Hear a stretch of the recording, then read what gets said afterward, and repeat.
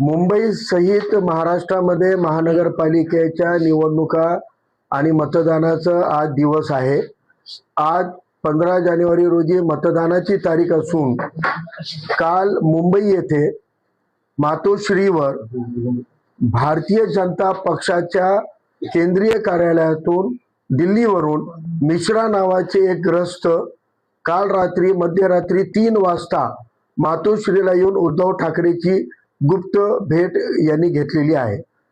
आज आपण बघत आहोत की ठाकरे बंधू भाजपच्या विरोधामध्ये निवडणूक लढवण्याचं आव्हान आणत आहेत। बीजेपीच्या विरोधामध्ये पर्याय म्हणून आपण महापालिकेत लढत आहोत असं देखावा करत आहेत।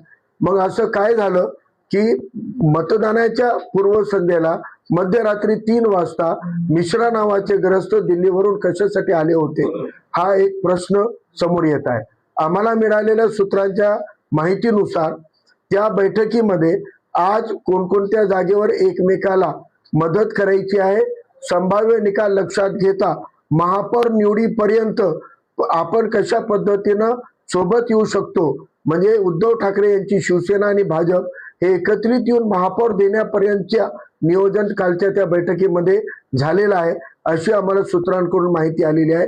ही बाब मातोश्रीवरचे सीसीटीव्ही आहेत, पोलिसांचं पण तिथं कव्हरेज असतो, त्यामुळं रात्री 3 वाजता कोण आले कोण भेटले ही बाब लोकांपुढे आली पाहिजे। आणि या निमित्तानं मला सांगायचं आहे की जेवढे संविधानवादी सेक्युलर मतदार आहेत मुंबईचे आणि महाराष्ट्राचे, त्यांनी या ठाकरे बंधूंच्या या सगळ्या खेळीला समजून घ्यावं की डायरेक्ट इनडायरेक्ट बीजेपीकडे कल हा जाताना दिसत आहे।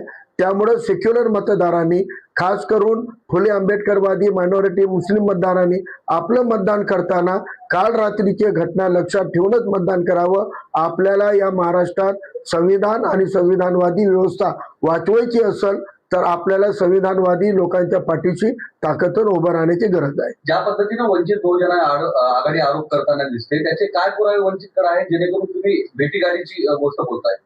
माध्यमांना आमचं तेच म्हणणं आहे की आम्ही जे माहिती तुमच्या समोर आणलेली आहे ही माहिती समोर आणण्यासाठी मातोश्रीचे सीसीटीव्ही फुटेज तपासले तर मध्यरात्री 3 वाजताची भेट आहे, म्हणजे 2:30 ते 3:30 मधले सीसीटीव्ही फुटेज मध्ये हे सगळं पुरावा समोर येऊ शकतो। मुंबईचा हा विषय आता नांदेडमधून पेश टाकले मुंबईमध्ये तुमचे अनेक नेते आहेत, शहराध्यक्ष असतील, तुमचे प्रवक्ते असतील किंवा तुमचे उमेदवार असतील। मी प्रदेशाचा नेता आहे, मी महाराष्ट्राच्या राज्याचा उपाध्यक्ष आहे आणि आम्हाला केंद्रीय कार्यालयातून आलेल्या सूचनानुसार उपलब्धतेनुसार राज्याचे नेता राज्य पातळीचा कोणताही विषय कुठेही हाताळू शकतो। हा विषय महाराष्ट्राचा आहे, महाराष्ट्राच्या स्वाभिमानाचा आहे, त्यामुळे महाराष्ट्राच्या जनतेला मुंबईच्या जनतेला नांदेडमधून सुद्धा ऍड्रेस करता येऊ शकतो। मातोश्रीमध्ये जे फुटेज आहेत वंचितच्या हाती काही लागलेत काय, काही फोटो वगैरे काही लागलेत का? तुम्ही मातोश्रीकडे जाऊन म्हणताय आता ते फोटो वगैरे काय? नाही, आता आम्हाला सूत्रांकडून ही माहिती आलेली आहे आणि खात्रीशीर माहिती आहे, त्यामुळं अशा अनेक गोष्टी आहेत।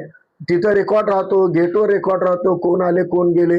तिथं फक्त मातोश्रीचे भाऊसार नसतात तर महाराष्ट्राचे पोलीस सुद्धा राहतात, त्यामुळे ही माहिती जगासमोर येऊ शकते।